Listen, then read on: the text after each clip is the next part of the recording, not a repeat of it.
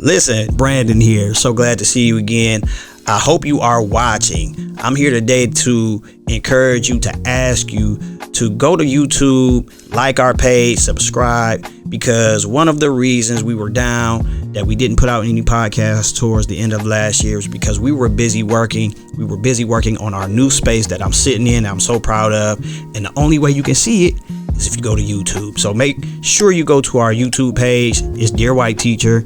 Like it, subscribe to it, because I know many of you love riding in your car, listening to the podcast, but every blue moon you might want to see us on YouTube so you can see our new space, so you can see our new stage. We put a lot of time and effort into it. It's something that's going to be used by our community. We're going to be teaching kids how to use podcast recording and music production technology, and so we're so proud of it. So make sure you go to our YouTube. We want to get as many subscribers as possible, so help us out. Go over there, subscribe. Dear White Teacher, thank you so much, and thank you for not only listening but watching. Peace.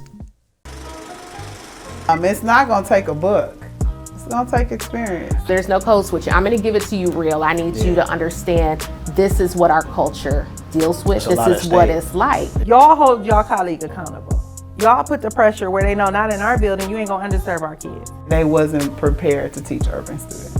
You got third, fourth grade kid walking in. He's walking in the class like, I don't trust this cat. I don't trust this woman. Now, me being the person that I am, I went to the student. Yeah. You need to go to the spaces where they dwell in. A teacher should have that same mindset. Right. Do no harm and promote life. Go talk to them. Go talk to a kid you don't know every day for a month and tell me you don't feel better about coming to school here. He was like, that's the first time I've felt seen in a classroom. You have to recognize who your audience is, who you're teaching. Even that includes the whole family. We don't just impact for the moment, we impact for eternity. This is where you get the ins and the outs about the community. Welcome everybody to Dear White Teacher. I am your host, Brandon R. Scarborough. I'm excited about today's guest. We have someone with us who made national headlines in 2011, right? Yeah. 2011, before social media, before all of that stuff. So, if it made headlines back then, it must have been a story. And so help me welcome Kellie Williams Bolar to the podcast. Thank you so much for having me. I'm honored. Cool. I mean, let's jump right in. Tell the people, who you are, then we can jump into the backstory and however you want to share it. Okay. Now, do I just look into the cameras, or I just talk to you? No, you're just gonna talk to me today. Okay. Forget the cameras. Okay. Most of our people listen on the podcast anyway. So, but then again, that's gonna help us get. I'm glad you said that. Go to YouTube and subscribe, so we get our subscribers up, so you can watch and see. That's right. See the show, and so just act like the camera's not here. It's just me and you. Okay. And Gabe. Okay, so my name is Kellie Williams Bolar from Akron. Now I do a lot of advocacy work because of what happened. But back in 2011, well, really it started before then. That's just when everything hit the fan. Okay. My daughters one was in 4th grade, and the other one was going to middle school. And my parents lived in Copley. I lived in Akron, but we both lived off of Copley Road. My parents lived on Black Pond, and I lived on Hartford. Okay. And, I had just gotten a divorce, and I was just trying to get my life back together. I was in college. I was subbing as a paraprofessional, at different schools. At that time, I was extended at a local high school. And which one? You can say the name. Okay. We say it all the time. Okay, book though. I'm 1040, so okay. I'll make sure my listeners know what 1040 is. So we say it all the time. Okay. So I was there, and so my parents wanted me to bring the kids out there because they thought that would help. And it would help. I mean, I was trying. I was going to school. I was working. I was trying to maintain and take care of them. And my dad was like, just bring the kids out here, and I'll help you, which a lot of grandparents do. Right. So I finally got the nerve, and I did. Now, when I first went out there to the school, I mean, they were all happy. It was a principal there. He was, let me show you around. And I was excited by looking around because, I mean, back then they had everything that was it was the technology was innovative. Yeah. computer rooms. We didn't have computer rooms Right. in APS. They had a whole ecosystem outside. They had acres of land for science, and so that in itself, I'm like, It's intriguing. it's intriguing. So Yeah. I'm like, I'm gonna bring my kids out here, and so I enrolled them out there using my parents' address, and they were out there the first year. And I remember they had hired some people to come into, like they just randomly come knock on your door, and then they ask, could they look in your bathroom or go in your closets and look in there just to see if you have children's clothes in there or children's toothbrushes in the bathroom. So it was kind of invasive, like they're just, but my kids were there all the time. I mean, this is their grandparents, and I was there all the time. And so, man, I just remember, that's just looking back on some, you start remember so many details to everything. So I was there for the first year, and that was about the extent of it, with them hiring people to come in. Okay. Look, which was still big, but it wasn't, So then the following year, that fall, maybe it was the first grading period. I remember receiving a letter saying, we have clear and convincing evidence. We hired a private investigator to follow you around, and they followed you around for X amount of days, and we see that you don't live there, on a consistency basis or something like that. So, so that's when it all started. So we tried to get something, and we did get it. It's called the Grandparent Power of Attorney. At that time, I don't know how it looks now, but at that time on their site, they definitely accepted the Grandparent Power of Attorney. But I guess that was too little too late. So was the issue at the time, or I don't know what they do now, they don't do open enrollment? At that time, no, I don't know. They did not do open enrollment. Okay. They did not. But they would take your Grandparent Power of Attorney. Got you. So we went down to Dan Street, Judge Teodosio, got it from her, and it was fine. Everything was fine, or at least we thought it was fine. But they did not. They wanted to fight. They wanted to fight us. They didn't want them. They didn't want my daughters there. And my children were not behavior. They didn't have behaviors. They were not aggressive children. And no, were they A, B students? No, they weren't. But they weren't failing either. So it wasn't like they was going to bring their numbers down. And so at this point, though, they've made it through an entire school year with no issue. Right. And then the next, so that would have been maybe 2009 and 10? Yes. And then 2008 to 9 to 9. No, it's 2007 to 8. Okay. Then 8 to 9. Okay. Because I'm getting ready to tell you about all this. Right, all right. So then, that second year, that's when it all started.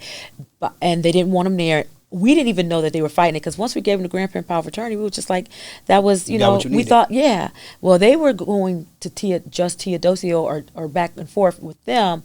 So she sent me a letter that June, like at the beginning of June. Well, school is out in June. And she was like, just remove the kids because they're still fighting it. Oh, wow. I did. It wasn't like we fought, like we were like defiant. And that's what I was like, if in the media, they made it sound like we were fighting them. Mm-hmm. Like, no, we gave you guys the Grandparent Power of Attorney. We didn't know you still did not want them out there. And so we took them out. I took my daughters out of the school. 18 months later, mind you, my kids were back in APS. Mm-hmm. 18 months later, I got an indictment. Wow. 18 months later. That's what I said. That's why I was like, no, the years, because they had a long time. And then so when I got the indictment, it was in 2010. It was right before the holidays. What a heck of a way to receive something during the holiday season. And it was like around October, November. And I'm like, what is this? And it came in a postcard.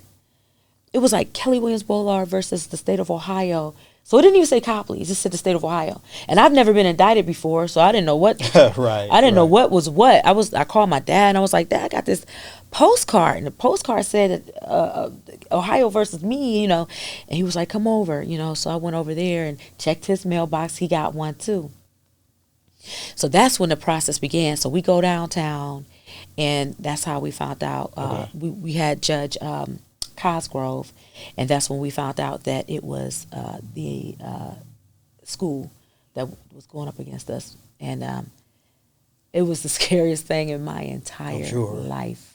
I had never been in trouble before, you know, and I've never, they call it district jumping. I had never district jumped before, not even in my own district. You know, sometimes you hear people say, yeah, I live over here on the east side, but I got my kids going, you know. But, I mean, it wasn't like we invented it, though. They made it sound like we invented this, and this was premeditated, and it wasn't. And it was I remember my daughter saying one day when she was at her locker that a teacher walked up to her in Copley and was like, you don't belong here. Why are you here? She's a child. Why would you say that to a child? And she never forgot that. And I would love to have you have her on one day to tell a child's perspective of this, because that's a whole different dynamic. Wow. Let's do that, Gag. Yeah. So after the indictment, how did you gain further? Like, let's get past the holidays. Okay, so they had to do this thing called a continuance. Okay. So because I don't know, there was just some things happening with the courts or whatever. So they had to do a continuance. So I think in January, that's how I ended up rolling over to the next year. In January, after all the holiday stuff, now we're back. Went to court. They got a jury. You know, they had to do a jury selection. So you going to trial? We went to trial. It was over deep. District jumping. Over district jumping, and so they selected the jurors, which was interesting because later down the line, some of the jurors told me that they were really kind of they weren't. You know how they say that you're supposed to be of the peers. Your jurors supposed to be your peers.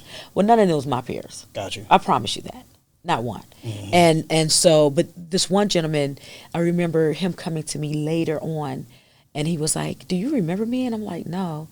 And he was like, I was one of your jurors. He said, yeah. And then he told me, he was like, and me and the head prosecutor, we're real cool. He was letting me know. He didn't say it. He just like, we were real cool. I'm like, oh, okay. But he was letting me know, like, some of these might have been selected.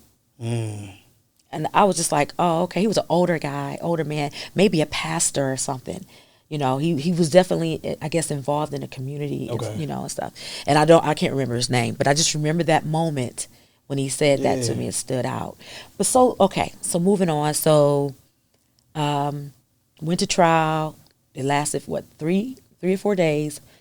I had a family member who lived out of town. So this is how, if you want to know how, this is how it really got, this is how it was known throughout the globe, because people from Australia was calling me.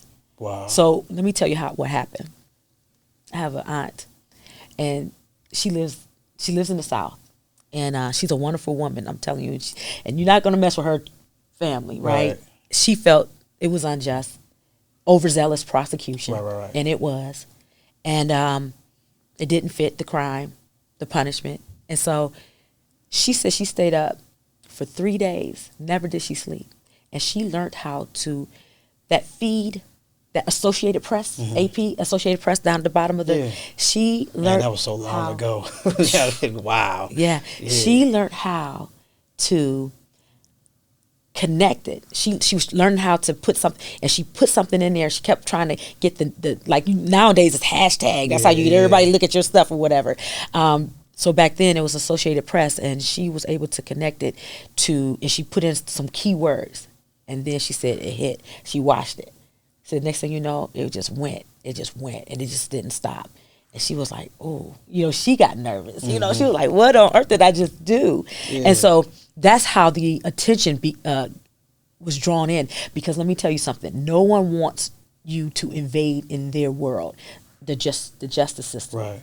The justice system they got their own bowl, and they do not want you coming inside of their bowl.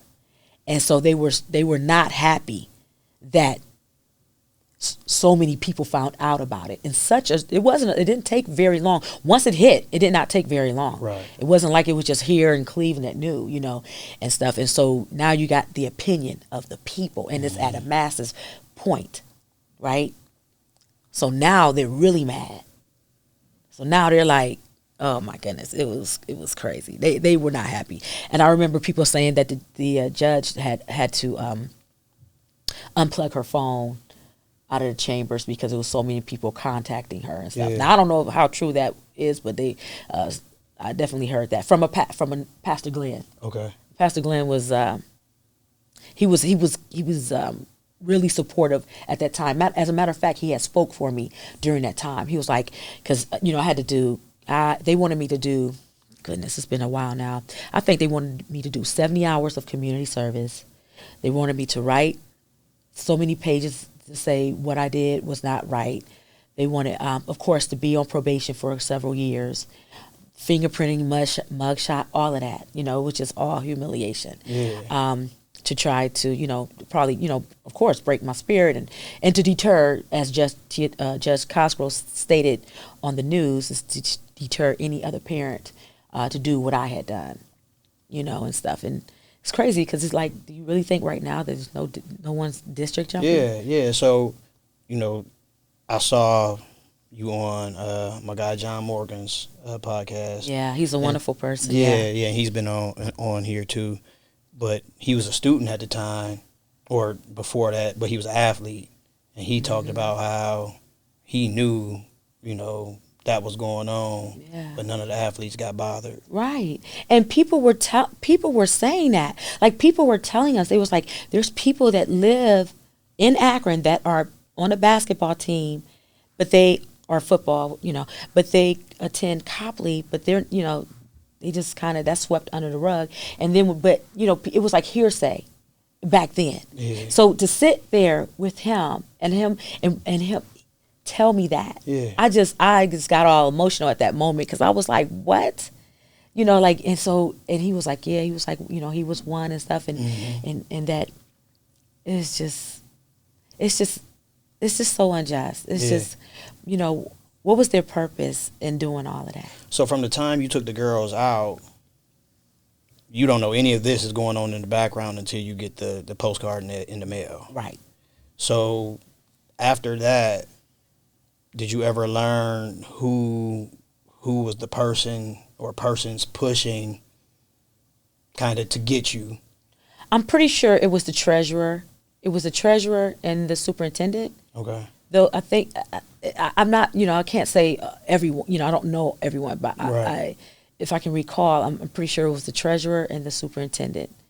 I'm asking just because, my thought for, like, if I'm the judge, I'm like, okay, are we making with all the things going on in the world at the time, are we about to make a huge deal out of someone doing something that we know other people are doing? So how do you even justify knowing athletes are doing this, but we gonna get you? Mm-hmm. And in court, it was stated that if this is in court, the treasurer stated in court that if anyone had done that and they talked to them, and what they did was they removed their child from the district, and it's like, clearly they didn't. Mm-hmm. You see what I'm saying? Like, but in court on legal documents, he stated that that if they had an issue with the parent from district jumping, that they removed the child or they paid. That's what they said. They said they paid them or they removed them. Got you. But then when you got John saying that's not completely true, right. So during the 4 days of trial, like, what kind of things are you hearing in court that, like, you like, this is crazy? Like, how did I get here? Like, what are they saying? I think one of the first things I recall, it's a couple good things that I'm about to tell you. Okay. But I remember when we were sitting there and they had to pick the jurors. And just listening to a lot of the jurors, this one gentleman stood up. He was like, I don't have no faith. The white guy too. He's like, I have absolutely no faith in the judicial system. Y'all do so much wrong, crooked stuff. He said, I don't want to be here because I know what you guys do. Mm-hmm. He said, this is bogus. And they was like, okay, you're relieved. They wanted to get, they wanted to narrow it down to whoever, that was going to stay or for whatever, But that's, for some reason, that stood out to me. One day they had me and my dad step outside of the chamber, of the courtroom, and we were like in the hall, and we were sitting there, and the prosecutor on the Cody Mike Cody.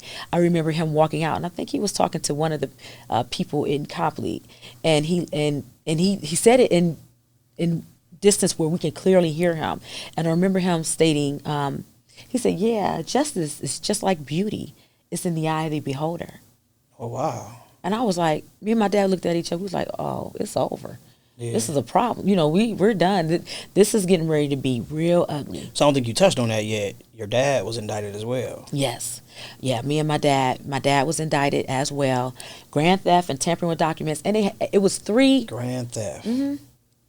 Just stole education. Yeah, $35,000 per child. They said I stole $70,000. And then, of course, tampering with documents because I used my parents' address. And because I wasn't making any money back then, like none, hardly, because I subbed like once or twice. I don't even know how. My taxes showed that I barely subbed. Mm-hmm. You know, my taxes I was definitely in poverty level, you know.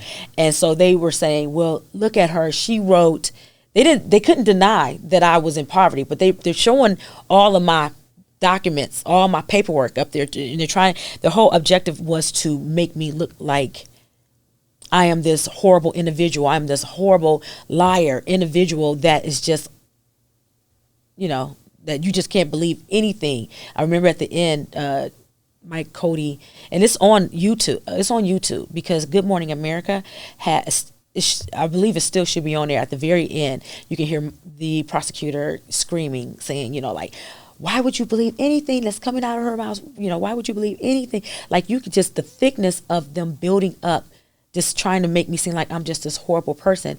And I remember hearing people in the background, like, you know, not in the people in the city, right, saying, well, did she make this kind of money? Or, you know, clearly I didn't, you know, but they were trying to make it sound, they were talking about how I filled out the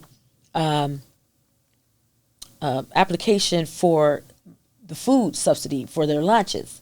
But I wasn't making, I made a couple, it was poverty level. Yeah.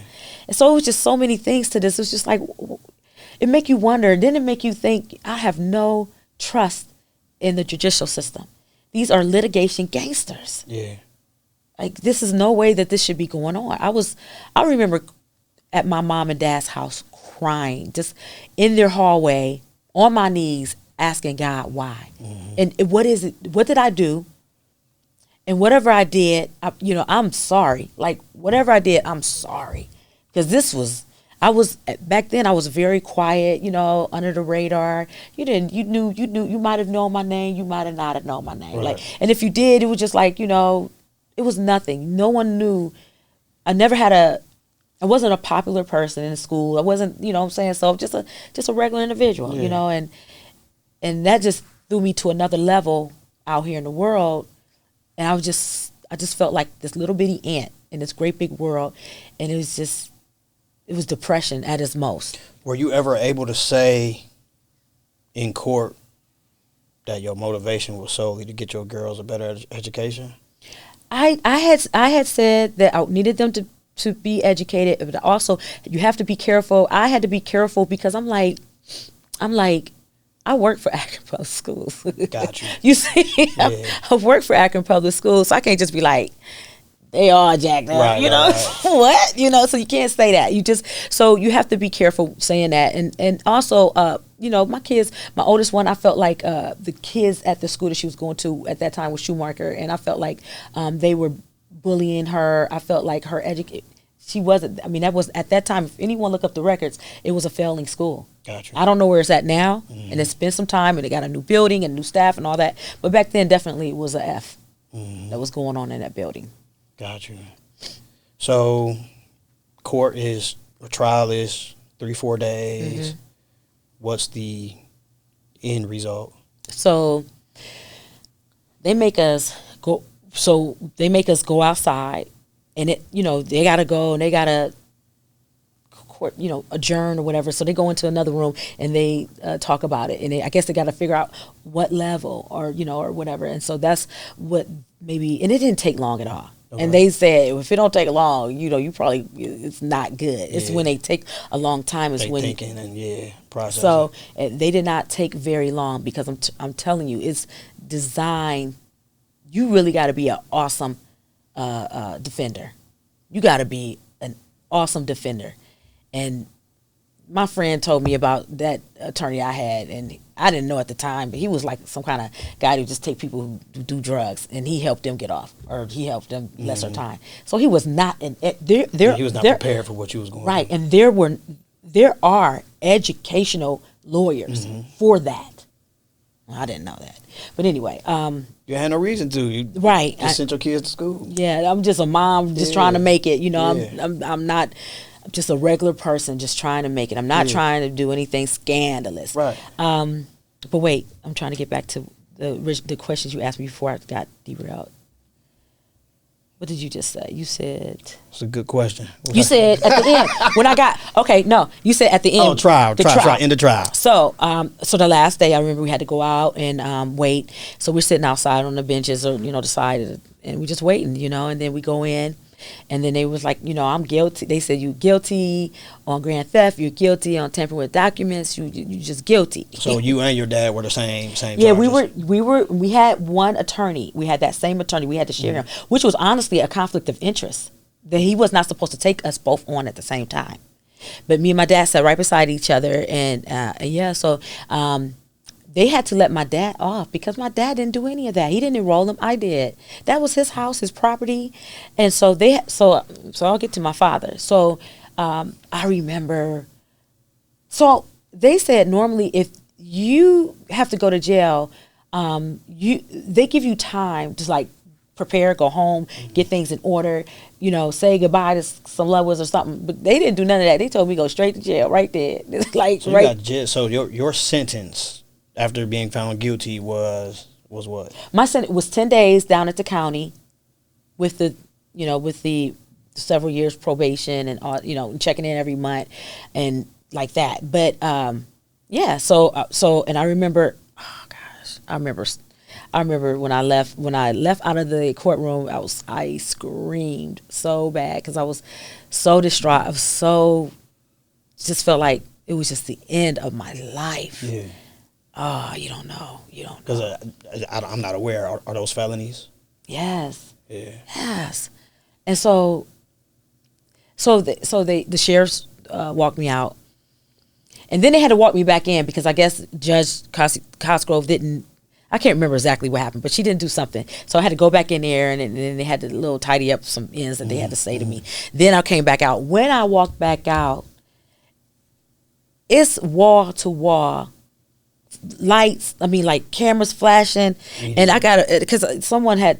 It's funny, we're talking, that we're talking about all this right now because when I was at work today, one of the ladies, she was a sub, and she was talking to me about that. She remembered my name, and then one of the kids Googled me, and there I was with the handcuffs in front of me, and Wow. and stuff in my face. The face that I had, it was in distraught because I'm looking at all these people. I'm like, you would have thought I was Jeffrey Dahmer or somebody. Like it was like 100. That whole area was covered with reporters, and I was just like, I just thought this is the end of my whole everything I've ever tried to do, and I remember getting into the elevator, and I'm just boo-hooing. Go downstairs. So at the bottom, underneath, did you know this? Underneath the court is jail.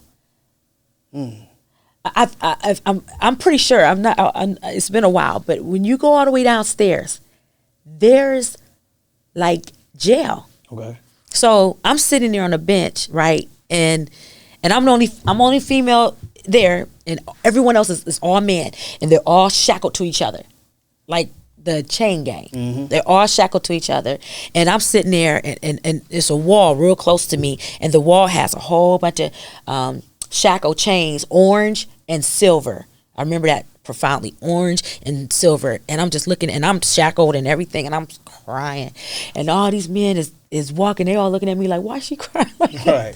So what you even doing there? Right, and stuff. And so they go on because they probably got a transfer. It's transferred to the transportation. county. Yeah. So they're taking them to the county, and I'm sitting there, and then finally, it was no other women, just me going to jail. So they put me in my own van or whatever, and the guys that were in the van, they're joking and laughing about, life, and they, and I just remember sitting there going to the county sad and Yeah, ain't nothing to laugh about. And It's not a joyous occasion. No, but I just remember them.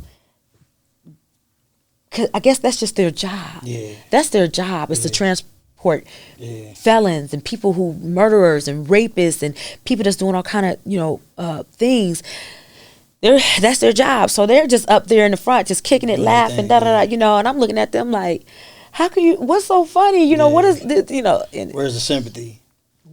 Ain't none. They are desensitized. Yeah. They are totally desensitized to life, to real things that's going on, because this is what they do all day long. Every day, yeah. So I remember getting to jail, and when you get there, when you go down to the county, it's like a window there, and somebody, they're taking maybe whatever you got in your pockets or whatever. If I can recall, it's been a minute now, but I think they take all your stuff out your pockets and you give them everything, and then, you got to take your, I can't remember. Maybe you got to take your shoes off. I don't know. It's just little stuff. Just go through the process. Right. And so I remember that's one point. Then they go to another processing where you sit down and you talk to the lady, and she's putting in all the stuff in the data in the computer, and she was like, "Where do you work?" And I'm like, "Nowhere now." I'm just crying. Right. I'm like, "Nowhere now," and stuff. And and then once all of that is done, then they take you and you got to shower. They make you take off all your clothes, and they will stand there while you shower. Wow. And so I'm still boohooing. I boohooed so bad, the lady got sad. She left. Yeah. She walked out because, they want to humiliate you as much as possible. Right. Then they put you in a room, and you're in a room with maybe about 5 or 6 other people, right? And the mats are like this thin or hard, and you got to, if you have to use, thank God I didn't, but if you have to use the commode, the bathroom, then you have to use it in front of everybody in that room. And I cry. I remember they had me. This is like the holding area. Okay. So they had me in there for, I want to say it was a long time. I don't know. It felt like it was like 10 or 11, 12 hours. But I know it was a long time. And I cried. I cried so much. I cried, and my cry rained over the whole place. Like everybody was like, they could hear me crying. Like it was not, you could tell this was not a normal cry. Yeah. It was deep. And so finally they came and got me. They took me to the where the population would be, where all the women would be, that you got to stay there. And I remember there was a box, and the sheriff that escorted me, she was really, really a nice person, and she was like, "Here's a box," and it was a box of books, and so I got the Bible. I think that was the only book I needed. Right. I got the Bible, and that's what I held on to the entire time I was there, and honestly, they did not put me into the regular population. I was in another room that, when you walk in this room, I had my own space, had my own table, had my own TV, I had my own bed. I had an area that was off than the regular population, the general population. So they just did that for a couple of days. Now I had to be in there. I was sentenced to 10 days in there. So then after a while, I guess the superiors or whatever said she has to go in with the regular population. Gotcha. So I don't, I'm like, whatever, right at this point, I'm defeated. So I'm here now. I'm here, let's go. Brandon, when I walked through the doors of the regular population, and I've never stated this until this day, I never even knew this was a thing, I smelled sin. Wow. How do you know what sin is? How do you even think it can be something tangible enough that you can smell it? Mm-hmm. When I walked through the door, it was pungent. And I looked at the sheriff, the lady, I said, "Oh," I said, "What is that smell?" And I told her, I said, "It smells like sin." And she looked at me and she said, "You're not the first person to say that. Walking through these doors, you can smell it." So anyway, I go in, my bed is upstairs. So they show me to my room. which is still open. Everything is open. Everything is open. But the windows, if you ever ride by, the windows are like this big. They're really little. And there's no woman can, maybe men can, but no woman can look out there because it's really up too high. And that's where I stayed. And I remember days and days, as the days were going by, you collect more and more of things that because it's freezing in there. It's freezing in there all night, and you got this thin little sheet that you're sleeping that's covering you, covering you, and you may not have a pillow. But as people leave, like maybe they go somewhere else, or maybe they go to the actual penitentiary, then they'll give you things, and that's how you start to collect. I would get like a pillow my fourth day there, and different things like that, and I remember not eating and. The food was disgusting, and the bologna looked like it was green, and just all kind of stuff. I'm like, I'm not eating that, But yet there were people beside you. That movie is right. Like they'd be like, "You gonna eat that?" You be like, "Yeah, me get that." Yeah, literally, So So I lost so much weight from the stress of being there, and I just remember reading Psalms 97, 27. And 23. 27, 91, and 23. Those were the Psalms that I read, each one 3 times every single day. Each one 3 times every single day. It was significant to read them 3 times. And I just remember, just saying, you're going to make it, you're going to make it, you're going to make it. People were coming to visit me, like the state reps from Columbus were coming to visit me, and they could just come at any time. Certain people, pastors, can come at any time. State people of that, they can come and see you at any given time. Just talking, and these men, I just remember these. It was like 2 white men. They came in, they're like men in black. They came really dressed super nice, and they were just saying how, they were sorry, and that one gentleman was like, my mom is not even from here. She did the same thing. She was from another country, but she was just trying to make a way for me. And, so people could relate. It wasn't like it was unrelatable. So many people could relate to that whole situation. And I remember my dad. Now, we're gonna talk about my dad. My mom and dad, man, they just like everything. They my heart. So I'm gonna try not to get emotional. But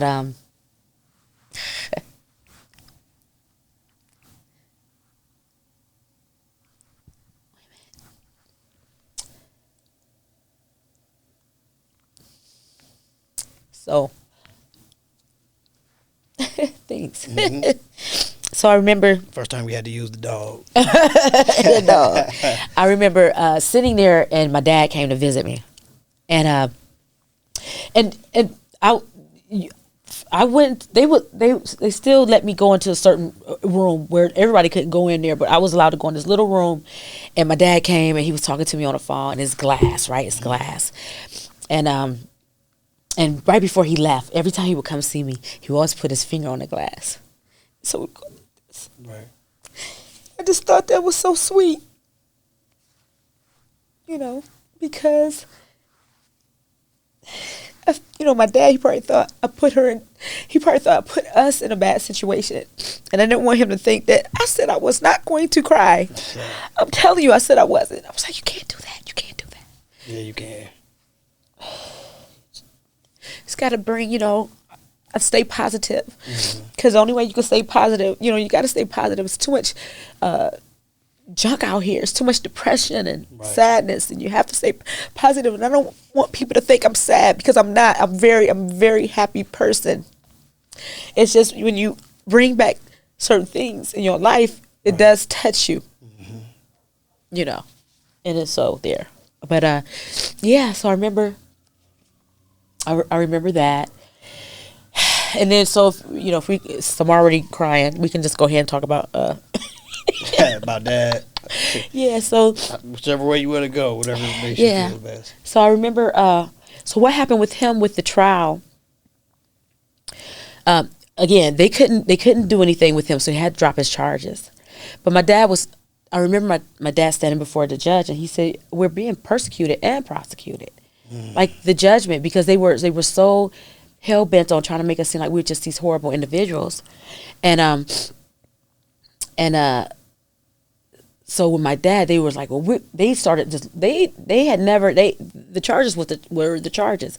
They started looking for other charges. They was like, oh, you got disability when you should have been getting Social Security, or either vice versa. It was either one way or the other. But they were like, you should have been getting this. So now you stole $100,000 of medical. So now you're gonna go to the penitentiary for a whole year. This is what I mean when I say that they want their world right here, and if anyone else invades it, it's an issue. Mm-hmm. You see what I'm saying? They get really upset and really mad. Yeah. That's what happened. So then they started finding, it was like, well, since, you did that, we're going to put you away. We're going to say, you stole $100,000 of medical. My dad was like, I didn't know. He said, first of all, I didn't know I was on welfare. He was like, I didn't know that was welfare. Yeah. Like, how does one supersede the other, and you're stealing from the other? Like, this is SSI, because my father had strokes. By that point, his health had started to decline. Mm-hmm. And he was only like 64 when all this happened. And so he was like, I'm not on welfare. I had SSI versus disability, or one, he should have been on the other, or something along those lines. And so they sent him to jail. And I remember our birthdays are the same. Like, my birthday is July 15th. His birthday is July 17th. So we always had a birthday together. Yeah. And I remember there was a friend inside of the jail that was of high authority, and he would let my dad call home anytime he wanted to. So my dad would call and talk to us and stuff. And then one day, the gentleman had called. And he was like, "Your dad is not. He's gotten worse. Like worse. Like he stopped walking." And I'm like, "What happened?" And he got something called C. diff. Mm-hmm. And nurses will know what that is. Yeah. Like, and do you know? Have you ever heard that mm-hmm. before? So I think I'm pronouncing it right. It's C. diff. Okay. And it's when doctors go into the penitentiary, or anywhere for that matter. They don't have to go in the penitentiary, it can be anywhere. And they don't wash their hands. Mm. And they see you, then they come see me, then they come see, they just go start seeing people all around, and they never wash their hands. And so it messes you up, and now it does something where you can't walk anymore. Wow. So that was one of the things that happened. And we knew, okay. And when I went to go see him, they wouldn't let me initially. The first time, maybe 2 times, they tried to do it twice. They would not let me go see my father because I was A and he was B. Like we were Bonnie or Clyde and something. It was crazy how the system, once you get involved in that system, it's just so hard. Once you get in the vices or the grip or the mm-hmm. lion's mouth, they're just not going to just let things go. Right. It's a lot to it. And so, but yeah, so he went in, he got sick, his health started to decline. By the time wintertime came, he had more strokes. And maybe February, March, he kind of got better. I was able to see him, mm-hmm. went to go see him down in Columbus. And my dad was a character. He was a character. Even then, he was a character. And but when it started getting real bad, he had to put a trach in. He was on dialysis so many times a day or a week. What else? But what was hard though, they had him shackled to the bed, and he had a stroke. Like, what is he? This man did not hurt anyone mm-hmm. physically. Did not do anything, and they had his ankle shackled to the bed, and they had his arm shackled to the bed. And it make you wonder, like, why? And he's incoherent. Wow. At this point, he wasn't even woke. Like, he is probably drugged up at this point, And I remember just seeing him and stuff, and just talking to him and just telling him, "You're gonna be okay. You're gonna be okay. You're gonna be okay." But he never came home. He died. He died there May. My daughter's birthday is May 7th and May 9th. He died May 10th. How far into the sentence was he? He was supposed to be out in June. Wow. Yeah.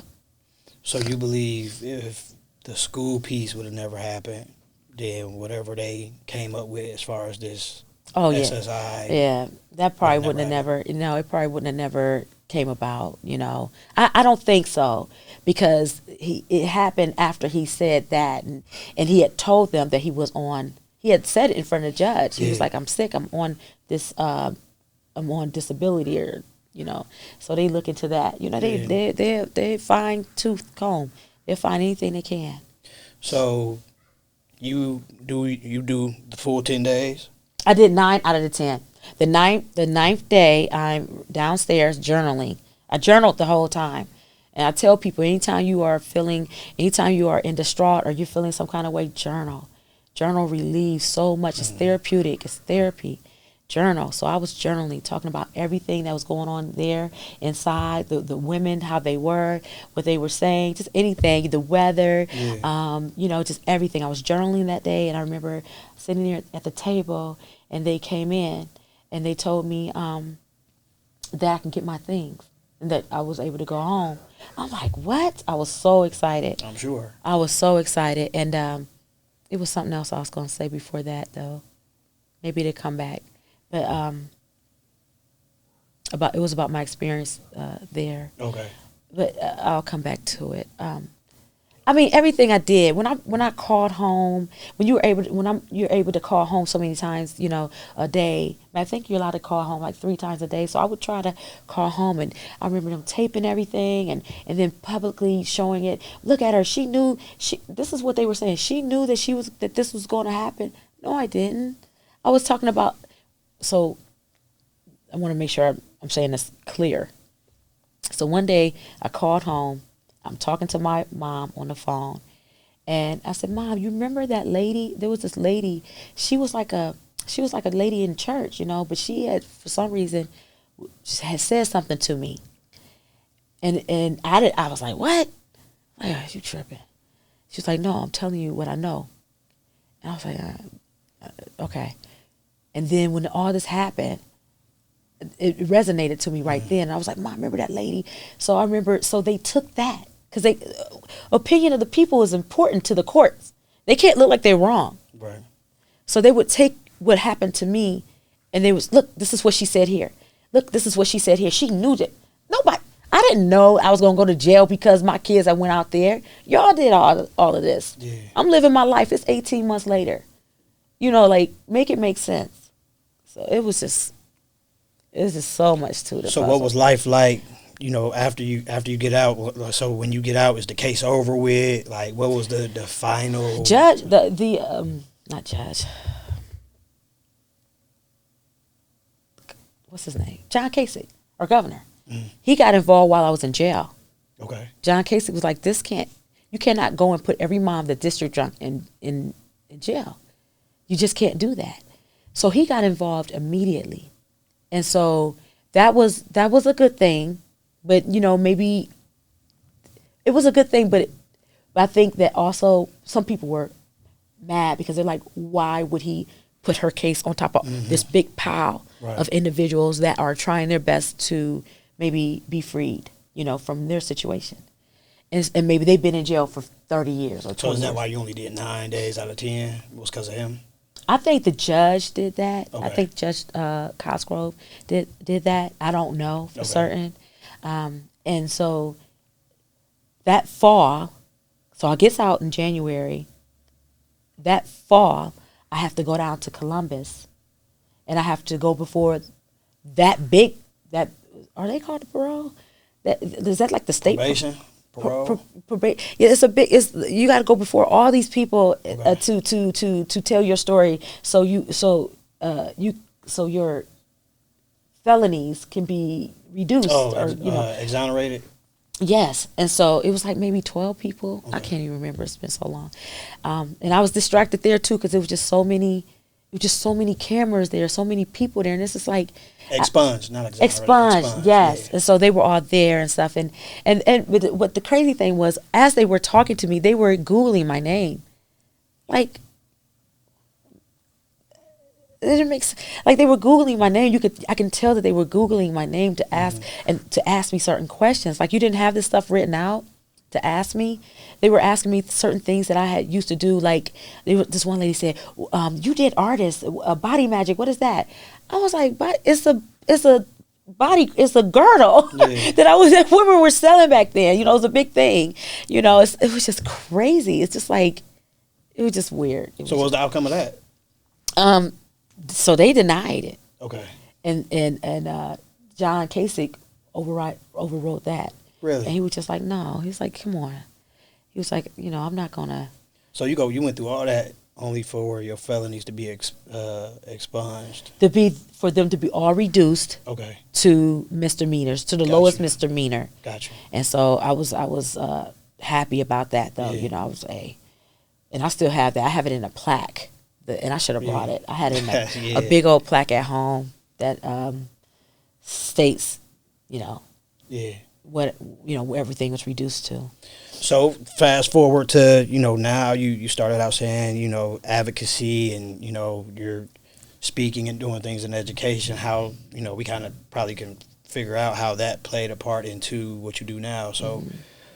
Is that what pushes you to do what you do, and what's the extent of what you do? Yes, absolutely. I am my mother and father, and everything I do is for my family. I mean, for me too. It's therapy to be able to go and speak and to talk about that all children should have equal access to a good education. Mm-hmm. That's a no-brainer to me because see, a lot of people don't know. Many years ago, I had a daycare center called the Academy of Early Learning.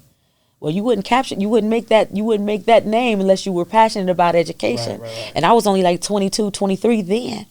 So when all this happened and people like Dr. Phil calling me, or people started calling me and saying, hey, can you come on and can you talk about what happened? Absolutely. I was green. I was so scared.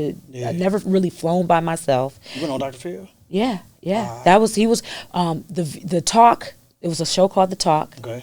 I was on that one first. They came to Akron and they set up and I had to go to this. They had people come pick me up and I had to go to this hotel and they had it all fixed up and I had to go on their show first.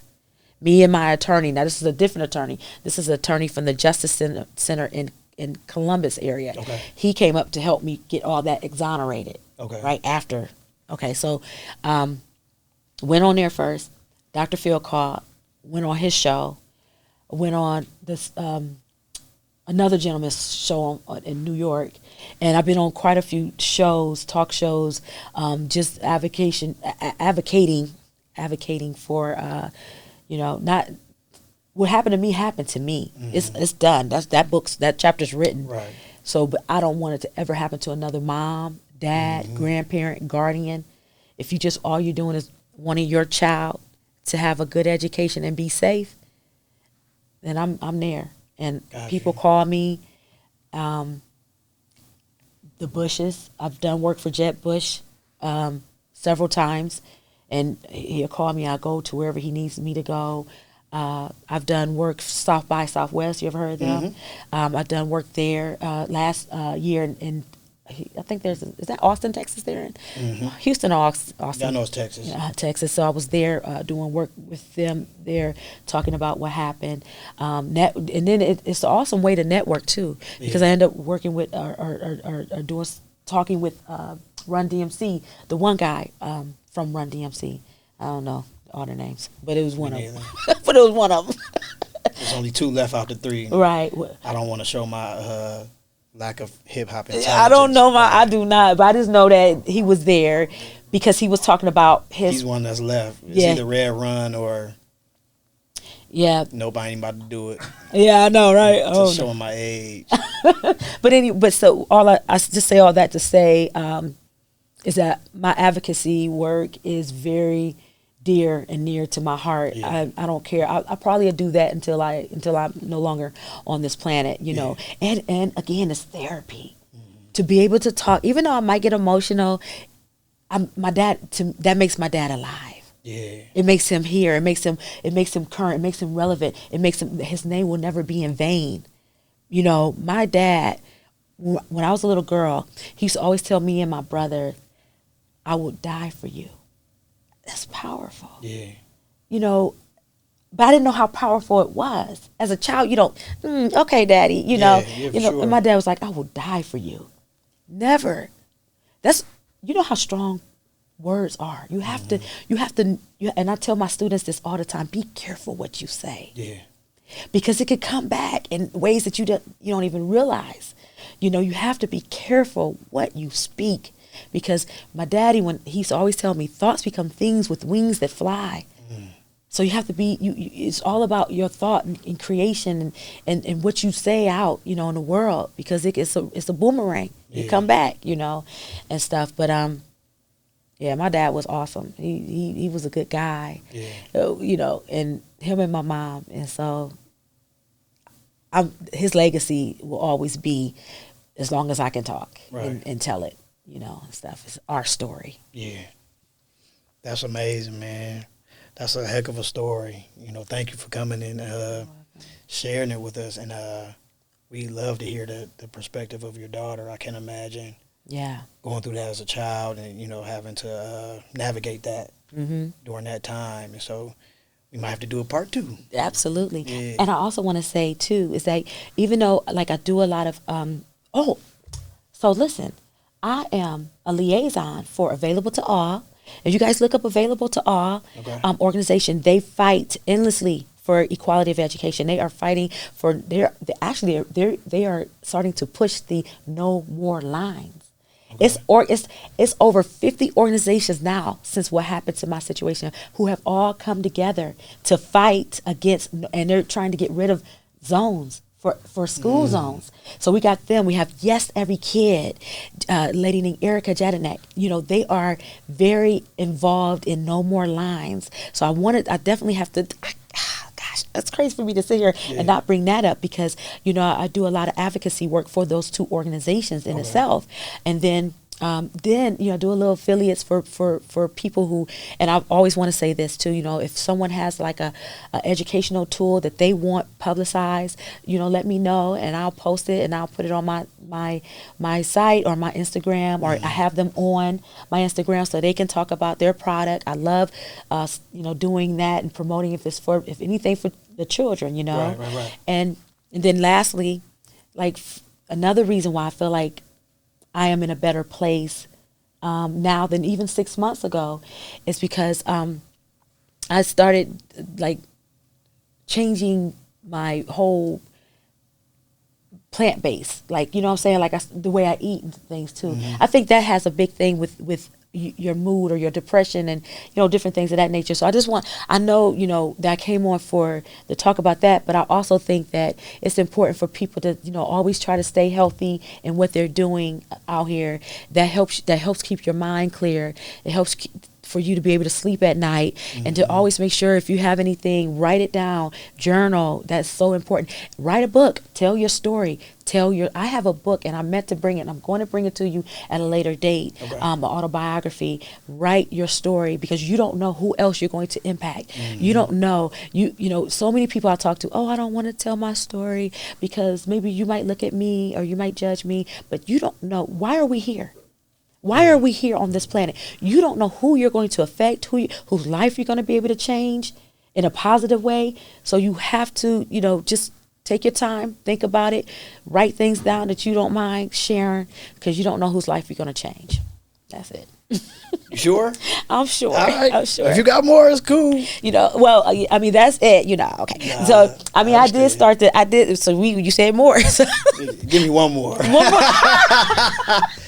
So I did start, I tell people all the time because I'm always trying to better myself. And I do have this, I do a little bit of network marketing with the Aluva. It's brand new and that's plant-based too.